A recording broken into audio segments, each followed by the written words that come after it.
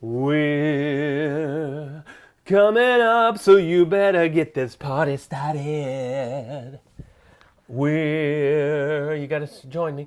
Coming up, so you better get this party started. Come down to the camera. Started. Love with Julie and MJ. What did Jesus say about sex before marriage? That's the question we're going to tackle today on Love Ed with Julie and MJ. We're in the middle of our new series, Premarital Sex and the Scriptures. A series inspired by a question posed to us online. Where does the Bible say sex before marriage is wrong?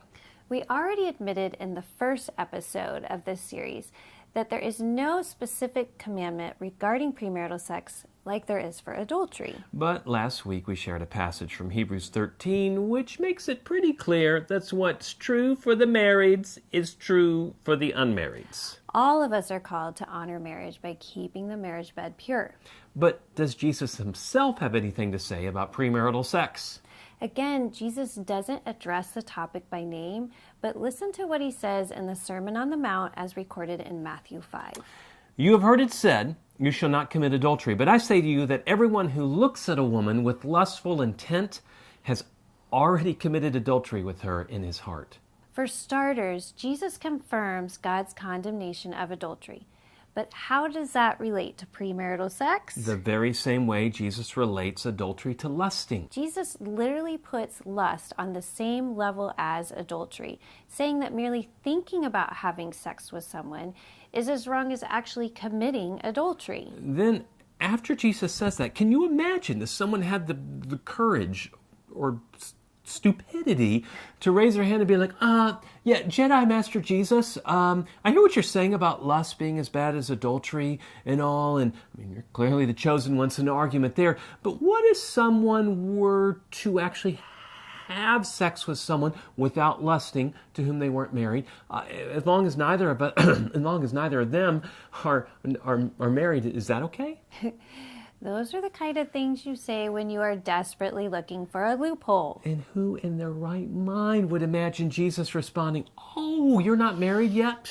No sweat. Self-control's just for the married folks. The rest of you, just enjoy yourself. The unpopular reality is that you need to get a hold of your sex drive at some point in your life. Amen. And to see just how serious Jesus is about the sexual purity stuff, we need to read his words in context with the following words in verses 29 and 30. If your right eye causes you to sin, tear it out and throw it away.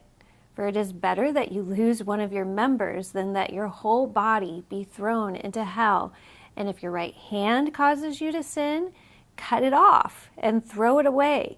For it is better that you lose one of your members than your whole body go into hell. You know, many times Jesus is portrayed as being big on grace and soft on sin. In fact, I just read an article recently which claimed that Jesus must not have cared very much about sexual sin, or else he would have said more about it. But he says so much with so few words, and out of his great mercy, he warns us against sexual sin. Yeah, basically, Jesus says, it would be better for me to lose my eyes altogether than to use them my whole life lusting after other people. Then I think it would be safe to say that he meant the same for actually having sex with them. Why else would Jesus switch from talking about your eye to warning if your hand causes you to sin? Because nobody lusts with their hands. No, it would seem Jesus is not talking about lusting anymore, but actually acting on that lustful intent.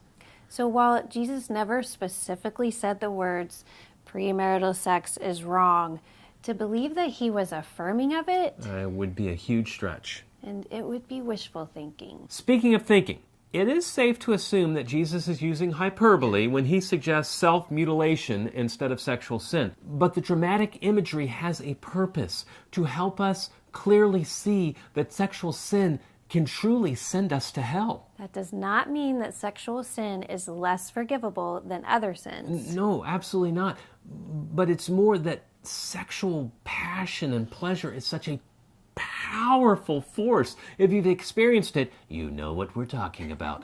It can be addictive and devastating to the soul. And this reality makes sexual sin more dangerous than other sins. It can lead you to leave the God that you once claimed you loved. Indeed, it has for many believers. So in a post called The Sexual Purity Paradox, I explain why it's so common for people to give up their faith in God to enjoy their sexuality, and even the process by which that commonly takes place. Check out that post from Mike's Date Night Advice blog. Then join us next week as we see what we can learn about sex before marriage from Jesus' life before he was born. We'll continue our series, Premarital Sex and the Scriptures, on Love Ed with Julie and MJ. Love Ed with Julie and MJ.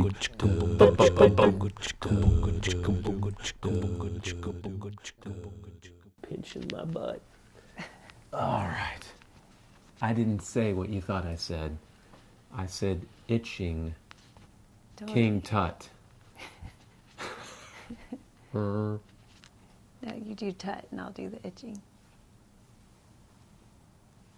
We're being silly. We're silly kids. We're just a bunch of just silly Okay, birds. stop. Serious. Why do you always want me to talk about sex anyway? What's wrong with you? Got some repressed thing going on?